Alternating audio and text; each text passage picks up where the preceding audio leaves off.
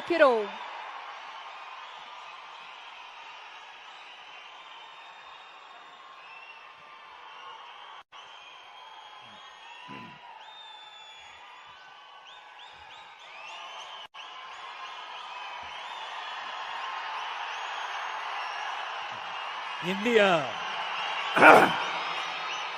இந்திய நாட்டு அரசியலில் ஒரு நட்சத்திரமாக இருந்து கொண்டு தமிழ்நாட்டு அரசியலில் இந்திய நாட்டு ஆளும் கட்சியினருக்கும் புதிய பழைய எதிர்கட்சியினர்களுக்கும் ஒரு சவாலாக இருந்து கொண்டு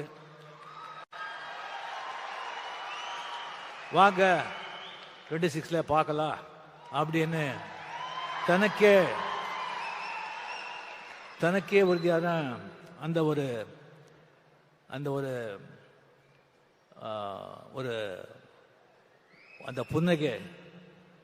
புன்னகையுடன் செயல்பட்டு கொண்டிருக்கும் சிஎம் அவர்களுக்கு மதிப்புரிய என்னுடைய நண்பர் தமிழக முதலமைச்சர் மு.க. ஸ்டாலின் அவர்களுக்கு என்னுடைய முதற்கண் வணக்கத்தை தெரிவித்துக் கொண்டு, அவர் இளையராஜா சார் அவர்கள் எப்போ இந்த சிம்பனி எழுதி இது லண்டன்ல ரெக்கார்ட் பண்ண போறேன், இது மிகப்பெரிய ஒரு சாதனை அப்படி அனௌன்ஸ் பண்ணாங்களோ அப்போவே சிஎம் அவர்கள் இளையராஜா ஸ்டுடியோவுக்கு போய் அவரை வாழ்த்தினார்.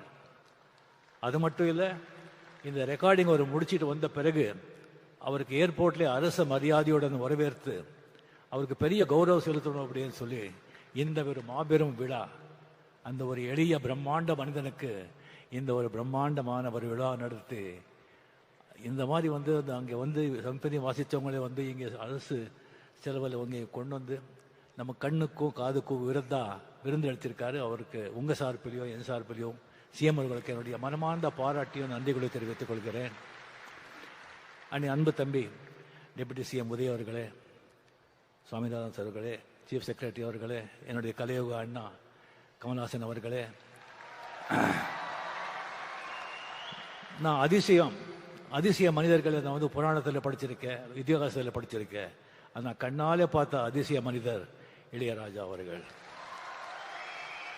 இளையராஜா அவர்களே, இங்கே வந்திருக்கும் அரசியல் நண்பர்களே, பெரியவர்களே, தாய்மார்களே, பிரஸ் மீடியா நண்பர்களே, என்னை வாழ வைக்கும் தேவான தமிழக மக்களே, இங்கே நான் சாமியன் கூப்பிட்ட இளையராஜா அவர்களை இவரை பற்றி பேசணும்னு சொன்னால் நிறைய பேசலாம். ஆனால் ஒரு நேரம் கருதி சிஎம் அவர்களுடைய நேரம் அது ரொம்ப நான் எடுத்துக்கக்கூடாது. அதுக்காக சில விஷயங்கள் மட்டும் இளையராஜா, அந்த மாதிரி ஒரு இளையராஜா ஒரு இசையமைப்பாளராக உலகத்தில் வாழும் அனைத்து தமிழக மக்களின் ரத்தம் நாரி நரம்பில் அவருடைய இசை, அவருடைய பேர் ஊறி போயிருக்கு. இப்போ ஜஸ்ட் ஒரு நோட் அடித்தாலும் எப்படி நீங்கள் பிடிச்சி இது பண்ணுறீங்க பாருங்கள். ஒரு 70s 80s 90ஸ்ல அவர் போட்ட பெட்டுகள், ஒரு பாட்டுகள் இப்போ கூட ஒரு ஃபிலிமில் ஒரு 2-3 பாட்டு போட்டு அந்த படம் சூப்பர் ஹிட் ஆகிடும். இப்போ கூலியில் கூட 2 பாட்டு நம்ம அதை நம்ம பயன்படுத்திக்கிட்டோம். ஸோ அந்த மாதிரி அவர் இசையமைப்பாளர் இளையராஜா அவர்கள் பற்றி எல்லாருக்கும் தெரியும். அதை விட ஜாஸ்தி ஒரு மனிதனாக பெரிய மாமனிதனாக அவரை நான் பார்த்துருக்கேன். அதுக்கு அவர் மேலே ரொம்ப கௌரவம். ஒரு 1600 படங்கள், 800 பாட்டுகள், 1500 பாடல் பாடியிருக்காரு, 508 பாடு எழுதியிருக்காரு. 50 வருஷம், இது சாதாரண விஷயமா என்ன? சரி, அவரை நான் பல விதங்களில் 50 வருஷத்தில் பல நேரங்களை சந்திச்சிருக்கேன். ஃபர்ஸ்ட் நான் பார்த்த 74ல் ஜிகே வெங்கடேஷ் கிட்ட ரெசிடென்ட்டாக இருக்கும்போது, ஃபிலிம் இன்ஸ்டியூட்டில் படிக்கும்போது அந்த ஸ்டுடியோ ரவுண்ட் போகும்போது பார்த்தேன். ஒரு சின்ன ஒரு பையன் அதிர்ஷ்டிங்க பார்த்தேன். அதுக்கப்புறம் புவனாவரி கேள்விக்குறியில் ஒரு இளைஞன் இளையராஜா இன்சர்ட் பண்ணி ஒரு நல்ல கிளீன் ஷேவ் பண்ணி அவரை நான் பார்த்தேன். அதுக்கப்புறம் ஒரு நாள் திடீர்னு பார்க்குறேன், கம்ப்ளீட்டாக ஒரு வேஷ்டி ஜுப்பா போட்டு ருத்ராட்சை போட்டு முடியெல்லாம் மொட்டை அடிச்சுட்டு பொட்டோட இருக்காங்க. ஒரு பார்த்த உடனே நான் சாமியான்னு கூப்பிட்டேன். இது என்ன சாமியான்னு சொன்னேன். இதுதான் சாமி ஒரிஜினல்னு சொன்னாங்க. அப்போலேருந்து அவர் எப்போவுமே சாமியான்னு நான் கூப்பிடுறேன். அந்த மாதிரி அவர்கிட்ட ஒரு வாட்டி பஞ்சுவரணாசாமி கூட ஒரு படத்துக்கு நான் கம்போசிங் போயிருந்தேன், ஷூட்டிங்கில். அப்படி போயிருக்கும்போது ஜஸ்ட்டு ராகங்கள் அப்படி வருது, ஜஸ்ட் ஆழ்மணியை தொட்டு அப்படியே கொட்டுறாங்க. அதாவது அந்த பழைய காலத்தில் வந்து பட்டிக்காட்டில் வந்துட்டு அந்த நெல் குவியல் இருக்கும். அது வந்து ஒருத்தர் அளந்து கொடுப்பான், இன்னொருத்தர் தள்ளி கொடுத்துட்டு இருப்பான். அளந்து கொடுக்குறவன் வந்து தள்ளி கொடுக்க பற்றி பார்க்கவே மாட்டான். அந்த மாதிரி அந்த ராகங்களோட ராசியை வந்து அந்த ராக சரஸ்வதி ராக தேவி இந்த ராக தேவனுக்கு அப்படியே தள்ளி கொடுப்பான். இவர் அப்படியே அந்த ஹார்மோனியம்ல அப்படியே அள்ளி கொடுக்குறார். அந்த மாதிரி ஒரு இது. சில விஷயம் மட்டும் நான் சொல்கிறேன், நேரம் கருது. ஒரு வாட்டி எனக்கு வந்து வாங்க ரஜினி உங்கள்கிட்ட பேசணும்னு சொன்னாங்க. என்ன சமாச்சாரம் சொல்லி போனால், இந்த மாதிரி ரஜினி உங்களுக்கு தெரியும், நம்ம பாவதார் அண்ணா வந்து அவர் மறைஞ்சிட்டார், இன்னொரு பாஸ்கர், இன்னொரு அமரன். கங்கேபரன் வந்து அப்படியே அவன் செட்டில் ஆகிட்டான், மியூசிக் பண்ணிவிட்டு டைரக்ட் பண்ணிக்கிட்டு அவன் செட்டில் ஆகிட்டான். அந்த பாஸ்கர் கொஞ்சம் செட்டில் பண்ணணும், நீங்கள் ஒரு படம் பண்ணணும் அவன் சொன்னாங்க. சரி சாமி நான் பண்ணிடுறேன் அப்படின்னு சொல்லி டேட் கொடுத்தேன். பஞ்சவர்ணாச்சலம் எல்லாம் பேசிக்கிறாங்கன்னு சொன்னாங்க. சரி ராஜாதி ராஜா படம் திங்க இது பண்ணி அதுக்கப்புறம் பார்த்தா ஆர் சுந்தரராஜன் ஒரு பெக்யூலர் டைரக்டர், பெரிய ஹிட் கொடுத்துருக்காரு. பட் சீனெல்லாம் இருக்காது அவர்கிட்ட. அதே ஒரு வித்தியாசமாக இருந்தது. எனக்கு என்னடா இது அப்படின்னு சொன்னால், அதுக்கப்புறம் பாஸ்கர் கம்ப்ளீட்லி படத்தை பற்றியே பேச மாட்டார், வேறு விஷயந்தான் அவர் பேசுவார். அதுக்கப்புறம் எனக்கு ஒரு டென்ஷன் ஆச்சு. அது பஞ்சு சார் ஊரில் எல்லாம் ஏதோ சொந்த காரியமாக போயிருந்தாங்க. ராதாசாமி கிட்ட பிரசாத் ஸ்டுடியோ போயிட்டு, சாமி இந்த மாதிரி ரொம்ப டிஸ்டர்பாக இருக்குது, படம் எப்படி வரும்னு தெரியாது, இந்த மாதிரி பாஸ்கர் மாதிரி இருக்காரு அப்படின்னு சொன்னால் என்னை பார்த்து சிரித்தார். சுவாமி இந்த கதையை வந்து ஒரு லைன் கூட நான் படிக்கலை, எனக்கு தெரியாது, நீங்கள் படம் பண்ணுங்க. இந்த படம் சில்வர் ஜூப்ளி போகலைன்னா நான் 6 மணியும் தொட மாட்டேன், பாட மாட்டேன்னு சொன்னாங்க. அங்கே யாரோ ப்ரொடியூசர் இருந்தாங்க, இவர் தான் சாட்சி. எனக்கு தக்குன்னு அடிச்சது. இது சொல்றது செய்கிற ஆள் அவர். என்னங்க இப்படி சொல்றீங்க? நான் சொல்லலை சுவாமி, அந்த மூகாமிகா அந்த தாய் சொல்ல வைக்கிறான், நான் சொன்னேன், அவ்வளோதான், நீங்கள் போங்க. எனக்கு இன்னும் டென்ஷன் ஏறிடுச்சு எனக்கு. ஓ என்னையா இது? அதுக்கு போய் ஊட்டியில் போகிறேன். ஒரு பாஸ்கர் மார்னிங் வந்து அப்படியே வந்து காதில், ரஜினி நல்ல மழை, இன்னைக்கு ஷூட்டிங் இல்லை, இன்னும் 2 நாள் மழை, மட்டன் குழம்பு இட்லி அப்படின்னு. அந்த மாதிரி எனக்கு 25 வாரம் என்னடா இதுன்னு சொல்லிட்டு எனக்கு ரொம்ப டென்ஷன் ஆகிட்டு, அதுக்கப்புறம் நானே மென்டலி முடிவு பண்ணியிருந்தேன். நோ அப்படின்னு சொல்லி ஒரு 10 எக்ஸிபிட்டர்ஸ் 10 சென்டரில் வந்து நமக்கு தெரிஞ்சவங்க கிட்ட படம் சரியாக ஓலைன்னா கூட நாமளே பணம் கொடுத்து சில்வர் ஜூப்ளி ஓட்டிடலாம் அப்படின்னு சொல்லி மைண்டில் செட்டிலாக இருந்தேன் நான். படம் சொன்ன மாதிரி சில்வர் ஜூப்ளிங்க, சில்வர் ஜூப்ளி. என்ன ஒரு நம்பிக்கை, ஒரு கான்ஃபிடென்ஸ். எனக்கு ஒரு கடவுள் நம்பிக்கை இருக்குது, ஆனால் இந்த மாதிரி ஒரு நம்பிக்கை, சரண்டர் சொன்னால் அதெல்லாம் பலிக்கும். ஸோ அந்த மாதிரி வந்து கம்ப்ளீட்லி வந்து அவர் வந்து இளையராஜா, சாரி கமல், ரஜினிகாந்த், விஜயகாந்த், ராமராஜன், முரளி, மோகன் எல்லாருக்கும் ஒரே டைமில் மியூசிக் போட்டு கொடுக்குறாரு. பட் எல்லாருக்கும் ஒரே மாதிரி தான் பண்ணுறேன் சொல்ல, அது உண்மையிலே கமல்ஹாசன் மட்டும் கொஞ்சம் எக்ஸ்ட்ரா.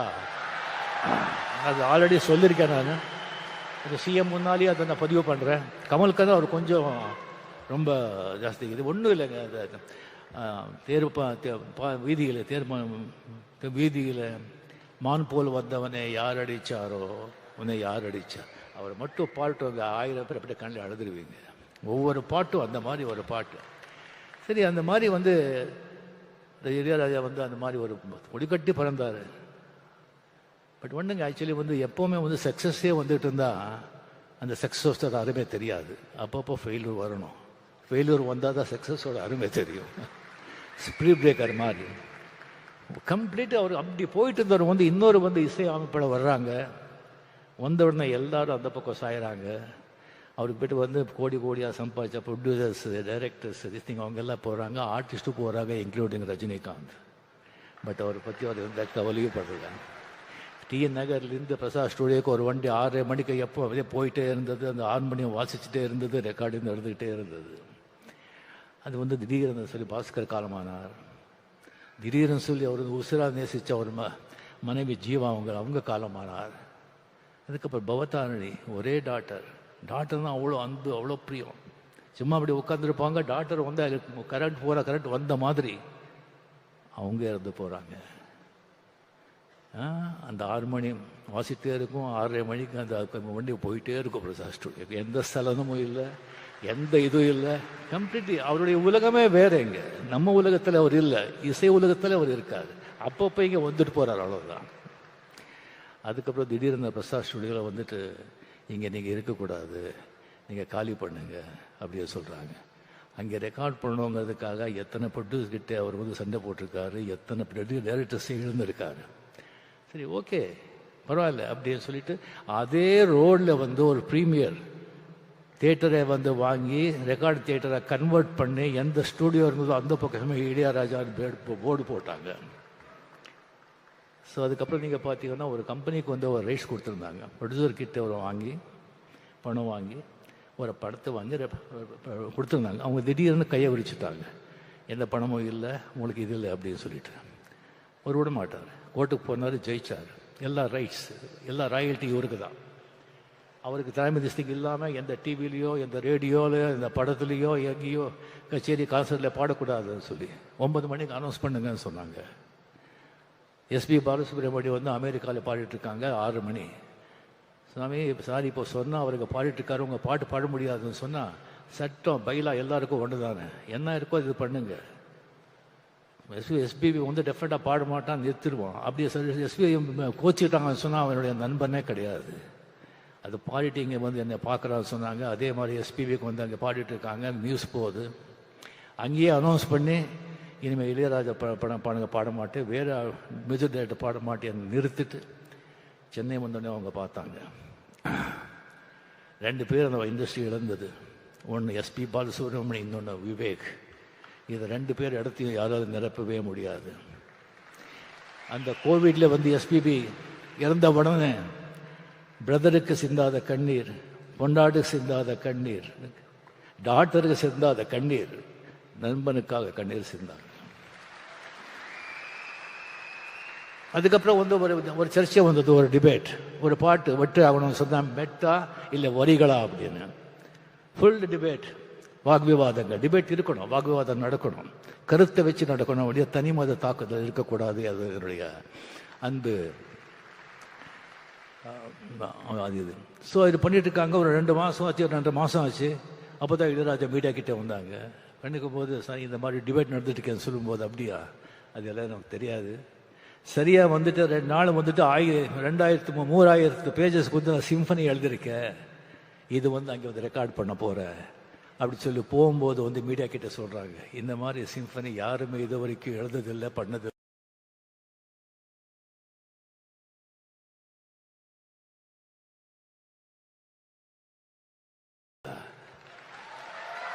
இந்த இளையராஜாக்கு இல்லாத திமிரு வேற யாருக்கு இருக்கும் அப்படின்னு சொல்றாங்க. வேற யாரும் சொல்லியிருந்தா ஒத்துட்டுப்பீங்களா? கேட்குறோம். பிகாஸ் அதுக்கு தகுதியான மனுஷர். அதுக்கப்புறம் ரெக்கார்ட் பண்ணி வந்தார். வந்துட்டு சொல்றாரு, இந்த இளையராஜாவை எந்த அளவுகோல் வச்சியும் அளக்க முடியாது, அதுக்கு மீறி நின்னவனா 82 இயர்ஸ், இன்னும் பாருங்க என்னென்ன பண்றேன்னு சொல்லுங்க. அது Ilaiyaraaja, incredible Ilaiyaraaja. Hats off the great maestro, long live. ஒன்றும் இல்லைங்க, நல்ல நீதி, நியாயம், உண்மையா கடினமாக உழைச்சா எல்லாமே உன் பின்னாலே வரும். நீ அதுக்கு பின்னாலே போகவே முடியாது. Lead a righteous life, work hard, everything will come after you. You need not go after anything. அந்த மியூசிக் இருக்கிற பவரை நீங்கள் பார்த்தீங்கன்னா, கமல்ஹாசன் சும்மா ஒரு 4 வரி பாடினாங்க. அந்த 4 வரியும் ஒன்று தான், நான் இவ்வளோ பேசினதும் ஒன்று தான். அதுதான் அந்த மியூசிக்கோட பவர். அதுக்கு அரசன் ராஜா அவர்கள் என்றும் என்றும் நல்லா இருக்கணும். நீங்கள் நண்பர், உங்கள் கூட அத்தனை வருஷங்கள் அத்தனை வந்து நடந்திருக்கு. நம்ம பழகணுங்கிறதே நமக்கு மிகப்பெரிய பாக்கியம். தயவு செஞ்சு உங்கள் ஆடியோ பயோகிராஃபி, உங்கள் சுயசரிதியை வந்து படமாக வந்து எவ்வளோ சீக்கிரம் முடியுமோ அவ்வளோ சீக்கிரம் ரிலீஸ் பண்ணுங்கள். நாம் எல்லோரும் பார்க்கறதுக்கு அவலாக இருக்கும். என்னை விட்டால் நானே ஸ்கிரிப்ட் எழுதி கொடுக்குறேன். நன்றி, வணக்கம்.